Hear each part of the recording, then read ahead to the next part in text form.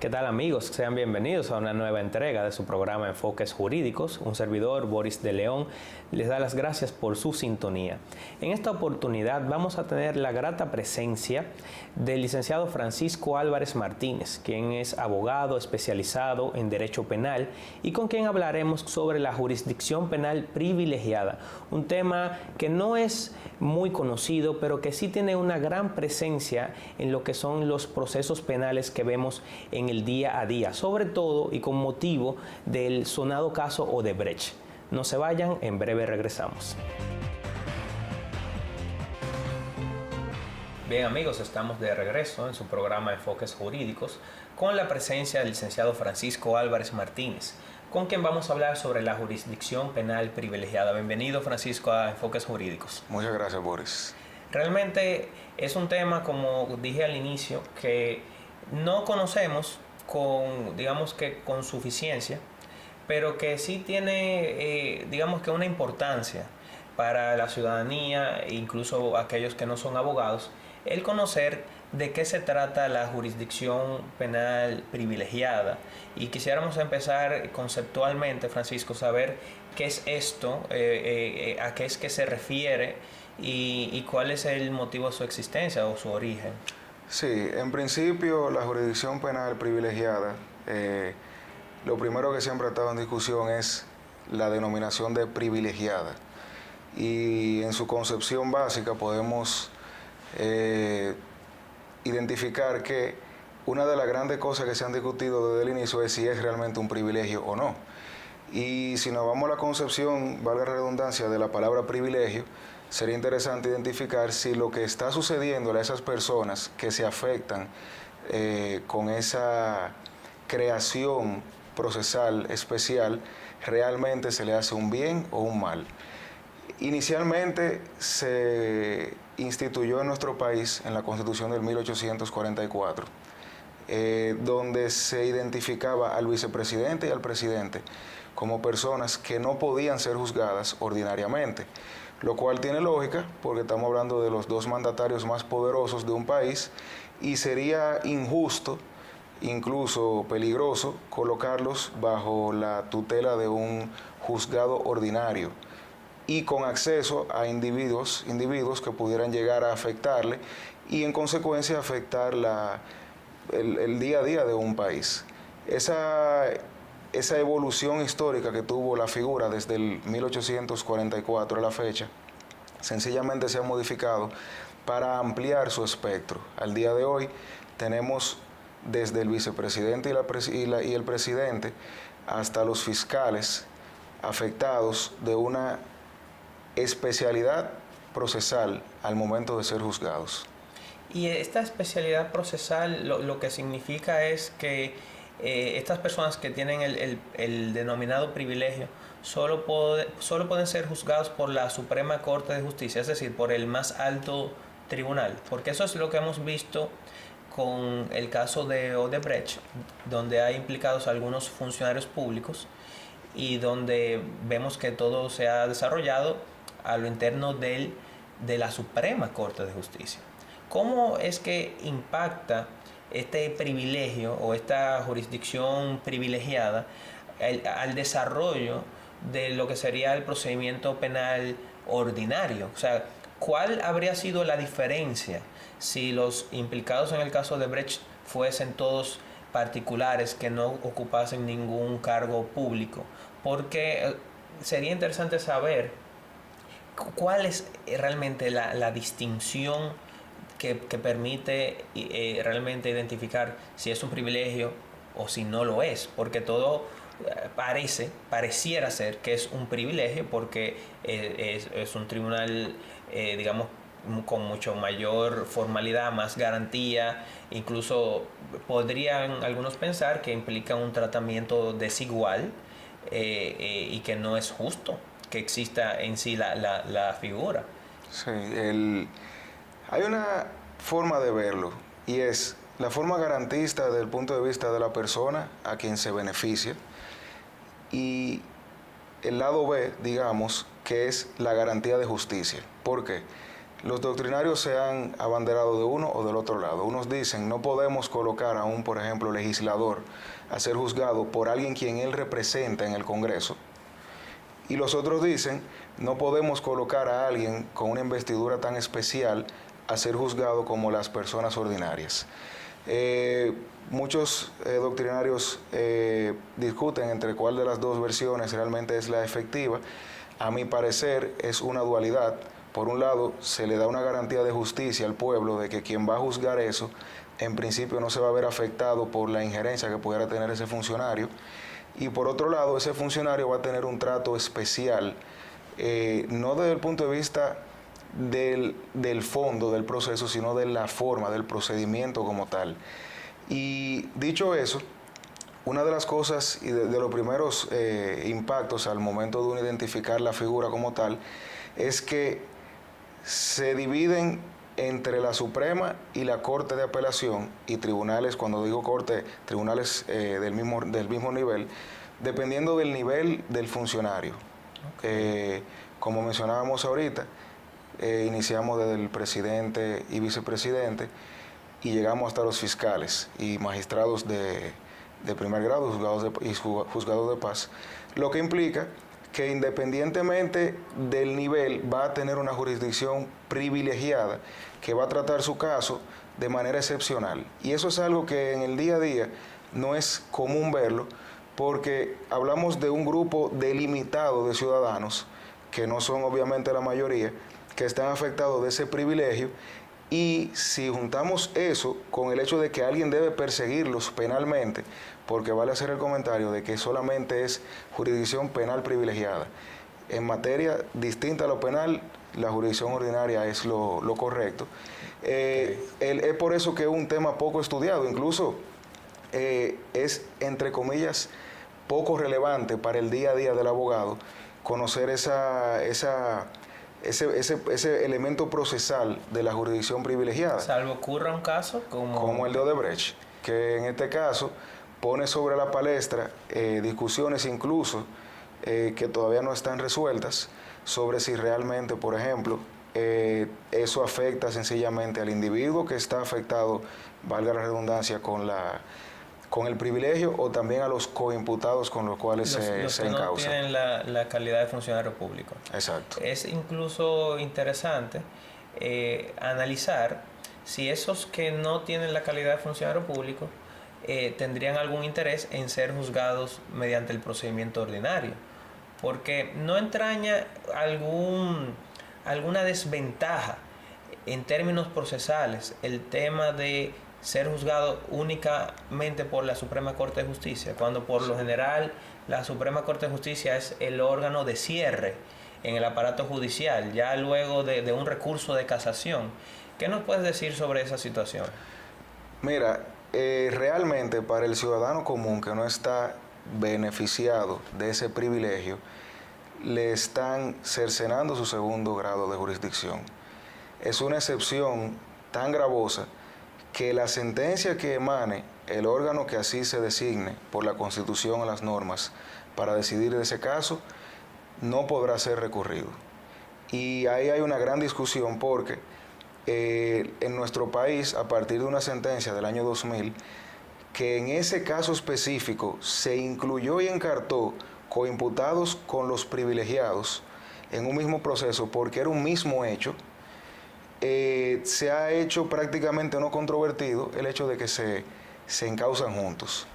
Una sentencia del año 2005, que fue repetida luego en el 2006 y en el 2008, reafirmó el criterio del año 2000, pero eliminó el requisito o la causal de que fuera un mismo hecho o que fueron coautores, abriendo el espectro de esa afectación a los individuos. Dicho eso, una de las cosas que viene a ser interesantes es si ese individuo, ciudadano común y corriente, puede hacer algo para ser enjuiciado en materia ordinaria.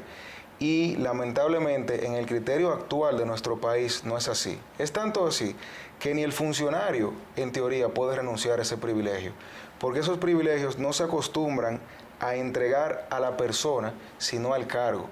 porque lo que busca proteger el legislador y el constituyente no es la persona, sino la función pública que ejerce. Pública.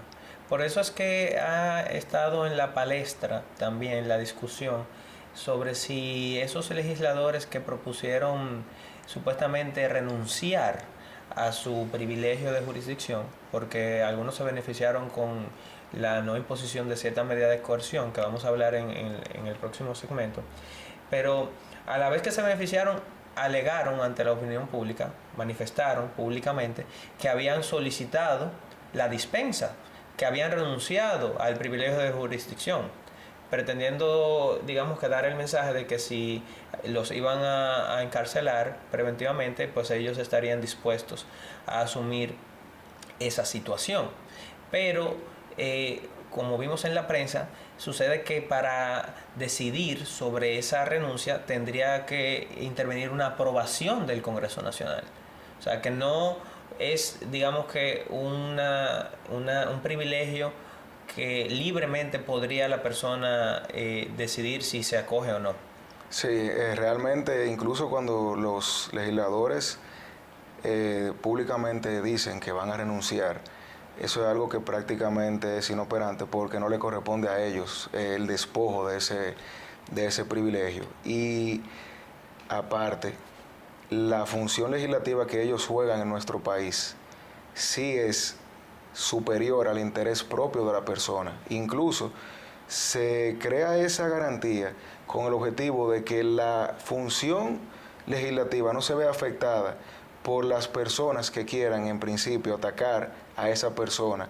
Claro. Y en materia penal, y por eso es jurisdicción penal privilegiada, porque la única que puede afectar la movilidad física de la persona es la jurisdicción penal. En materia civil, de tierra, etcétera, esa persona pudiera muy bien defenderse. Sí. Sin embargo, en materia penal se pudiera constreñir su libertad.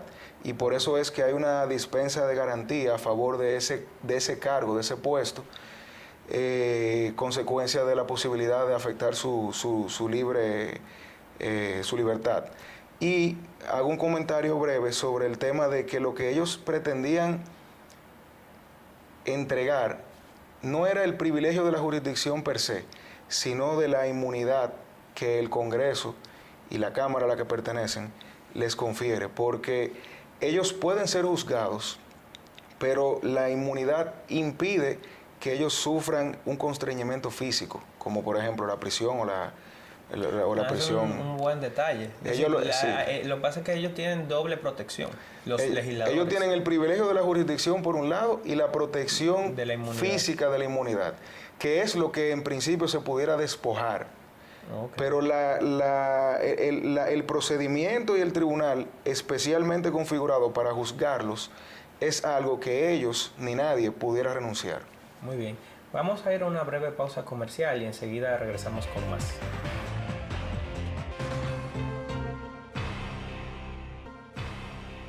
Bien amigos, estamos de regreso en su programa Enfoques Jurídicos, conversando con el licenciado Francisco Álvarez Martínez, abogado especializado en Derecho Penal, y con quien estamos conversando acerca de la jurisdicción penal privilegiada.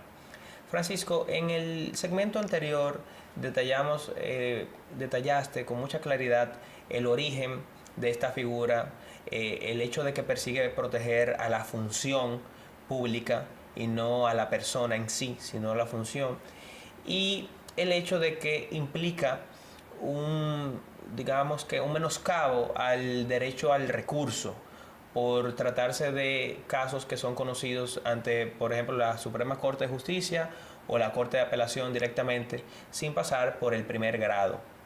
Ahora bien, me parece muy interesante y quisiera que compartiéramos esto con los televidentes, el hecho concerniente a cómo se ve afectado el proceso penal en sí, el proceso penal ordinario de conocimiento de medida de coerción, de instrucción, esas fases, cómo se desarrollan cuando existe la situación de la jurisdicción penal privilegiada, cómo la Suprema Corte de Justicia maneja su organización para garantizar que los jueces correspondientes conozcan cada fase del proceso. ¿Cómo podríamos explicar esa situación? Sí, el proceso se mantiene, entre comillas, igual. No hay una mutación procesal per se, sino lo que cambia es el escenario, digamos. Okay. En principio, se apodera de igual manera. En este caso, se requiere, por ejemplo, que el representante del Ministerio Público, en el caso de Brecht, sea el procurador. Okay. De igual manera, ese apoderamiento de la Suprema como jurisdicción especial obliga a que la cúpula, en manos de su presidente, inicie a designar los magistrados que van a conocer las diferentes etapas. El magistrado que va a conocer la etapa de la audiencia preliminar, es decir, antes de que se dicte un auto de apertura a juicio, es designado especialmente para conocer de ese proceso. Igual, como se dio en el caso, cuando se necesita un magistrado para que conozca de las medidas de coerción, ese magistrado se designa especialmente para conocer ese proceso. ¿Qué sucede?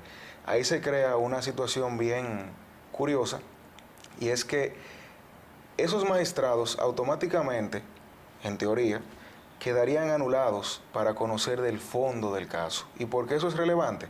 Porque consecuencia de la jurisdicción penal privilegiada, quien conoce el fondo como juez de fondo es el Pleno de la Suprema Corte de Justicia, incluyendo a su presidente. Y si ya tenemos que hay uno y otro, ya sea en audiencia preliminar y medida de coerción, que están anulados, pudiera verse el Pleno y su quórum afectado. Pero también algo curioso, y una forma en la cual se afecta el proceso como tal, es que aunque no se apela o no se recurre la sentencia de fondo, hay sentencias, como por ejemplo la de medida de coerción, que sí son susceptibles de apelación. Y quien está llamado a conocer de ese recurso es la Sala Penal de la Suprema Corte de Justicia, lo que de cierta manera también anunciaría una incompatibilidad con conocer el fondo de un grupo de magistrados considerables, porque si contamos los de la sala que conozcan de ese recurso, más el de la medida de coerción y el de la audiencia preliminar, sería posible que nos encontremos con un pleno que no dé abasto. Y en ese sentido, la norma lo que manda es que se acuda a las Cortes para entonces, preferiblemente de materia penal, hacer que magistrados de un grado inferior al de la Suprema Corte de Justicia suplan a los magistrados apoderados originalmente. Es decir, que primero tendríamos al juez que en efecto ya conoció la medida de coerción. Luego habría otro juez designado también por la Suprema Corte de Justicia que conocería la audiencia preliminar. Pero si la medida de coerción impuesta es apelada, ese recurso de apelación sobre esa medida de coerción son conocidas por la Sala Penal de la Suprema Corte de Justicia. Entonces, todos estos jueces, juez de la medida de coerción, juez de la audiencia preliminar y Sala Penal, en principio tendrían una incompatibilidad para conocer el fondo del juicio, por el hecho de haber ya conocido el proceso en otra etapa. Exactamente. Entonces, ahí se genera una situación bastante interesante, porque realmente entonces la salida sería buscar jueces suplentes de las cortes inferiores para poder garantizar el quórum de la Suprema Corte de Justicia. Así es. Que de hecho habría que buscar los suplentes de la Sala Penal, que es la que de hecho tiene la especialidad, digamos, en la materia. Sí, y también algo que es curioso es de cómo se afecta, digamos ya, la vida de la persona que está involucrada en un caso de esa índole, es al momento de que cese la condición que generó el privilegio en un principio. Si hay, por ejemplo, elecciones, o si se destituye a un funcionario. Exactamente. ¿Qué ocurre en ese caso? En ese caso, como el privilegio no es de la persona, sino de la función, y cesa inmediatamente, salvo que se encuentre en estado de recibir fallo el expediente, se debe desapoderar la jurisdicción especial y apoderar la jurisdicción ordinaria. Y pasa lo mismo a lo inverso. Si se está conociendo un proceso ordinario contra un ciudadano que, por ejemplo, en el interín fue elegido para un cargo de los cuales está creado el privilegio, de igual manera ese tribunal inmediatamente se consideraría incompetente y debería remitir ante un tribunal superior. Y ahí se crea una situación, porque es un tema interesante, se crea una situación también un poco incómoda, porque es uno de los principios básicos de que un tribunal inferior no puede apoderar a un tribunal superior. Y eso es algo que también actualmente se discute mucho. De hecho, es algo que no se ha visto mucho en este país. Sí, porque aquí no se ha dado la situación del cese de la función mientras está en curso el proceso. Sí, incluso en el caso de Brecht. Si se da aquí, tendrían que ocurrir tanto elecciones como destituciones. Exacto. Porque hay algunos funcionarios que designados por el Poder Ejecutivo, pero entonces hay otros funcionarios electivos que fueron elegidos para el Congreso Nacional. O sea que en ese hipotético caso de Odebrecht, necesariamente habría que esperar las elecciones, sí. Salvo que algo totalmente improbable que los legisladores renuncien a sus posiciones de legisladores. Pero eso ya sería impensable. Sí, poco probable. Y en ese supuesto, todo lo que veo es que en realidad el proceso va a girar muy de la mano de la permanencia de la función pública, pero no veo qué salida, qué opción tienen aquellos imputados que no son funcionarios públicos. ¿No existiría alguna acción que ellos puedan elevar para que su caso sea tratado de manera individual o de manera separada para ellos poder ser juzgados de acuerdo al procedimiento ordinario? O sea, ellos necesariamente están obligados a sujetarse a la jurisdicción penal privilegiada, aun cuando eso en principio les menoscaba su derecho al recurso de apelación del juicio, de la sentencia que decía sobre el juicio de fondo. Sí, realmente ellos están afectados por el criterio actual de nuestro país, por esa, por eso que no es un privilegio, que es la eliminación del doble grado. Hay un modelo francés en Francia, mejor dicho, se utiliza y es el criterio preponderante, que cuando exista una dualidad en los imputados de ciudadanos comunes y ciudadanos privilegiados, por así llamarles, se opte por ir a la jurisdicción ordinaria, pero que los privilegiados mantengan, por ejemplo, su inmunidad. Y eso busca, de cierta forma, proteger más al ciudadano, que no tiene culpa de que en la acusación se haya incluido a alguien que conste con un privilegio, y se permite que ese privilegiado tampoco sea afectado por lo que la misma Constitución quiere proteger. Ahí lo que ocurre es que no todos tienen inmunidad. Exacto. En principio inmunidad tienen los legisladores, por lo menos en el caso de Brecht, los únicos que tienen la inmunidad y que por eso no fueron encarcelados son los legisladores. Exacto. Ahora, ¿qué ocurriría en caso de que, o sea, existe la posibilidad de que esto entonces llegue al Tribunal Constitucional? Porque estamos hablando de que hay una vulneración a un derecho fundamental, que sería el derecho al recurso. Sí, nosotros pensando, sin profundizar como de seguro están haciendo las barras de defensa de los abogados de ese caso, entendemos que por lo menos con los que no son funcionarios públicos se da una situación hasta de índole constitucional. Sí, este es uno de los casos que quizás vayan a crear precedentes, porque realmente la mayoría de los doctrinarios entienden que es injusto que se limite el doble grado, consecuencia de una acusación que pueda ser o no cierta. Y tenemos un doble grado por una razón. No fue un invento aéreo, sino que se busca que cada persona tenga el chance de que más jueces o un juez de un grado superior vea el mismo caso que fue propuesto en primer grado. Sobre la posibilidad de un acercamiento del Tribunal Constitucional, es una figura que primero no estaba en los últimos juicios relevantes de este tipo, y segundo, sí hay una acción que le quedaría a las personas que están involucradas, y es la de la revisión penal, que no está prohibida, y que aunque se criticó mucho su inclusión en la nueva normativa procesal penal porque se consideraba muy abierta, no deja de ser algo sumamente excepcional.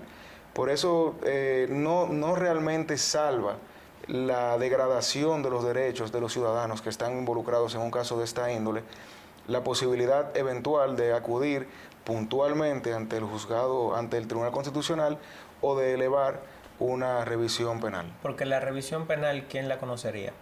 La revisión penal la conocería en principio la Suprema. La misma Suprema Corte de Por Justicia. eso digo que algo sumamente, no realmente es una salvaguarda, ni una garantía adicional que vaya a solventar ya el daño que se le hizo a un ciudadano. Claro, ya aquí lo que vemos es que habrá un precedente.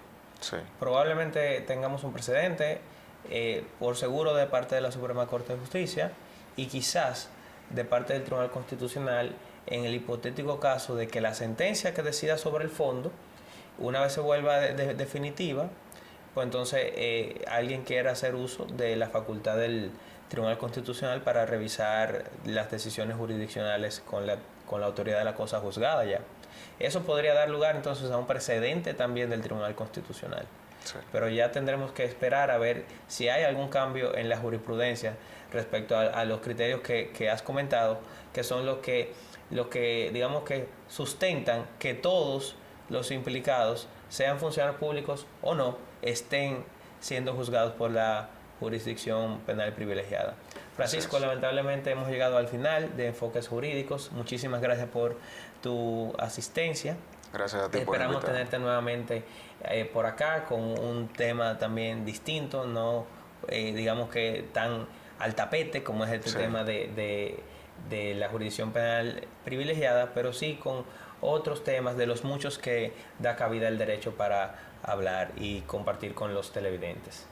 Entonces, amigos, gracias por su sintonía y hasta una próxima entrega de Enfoques Jurídicos.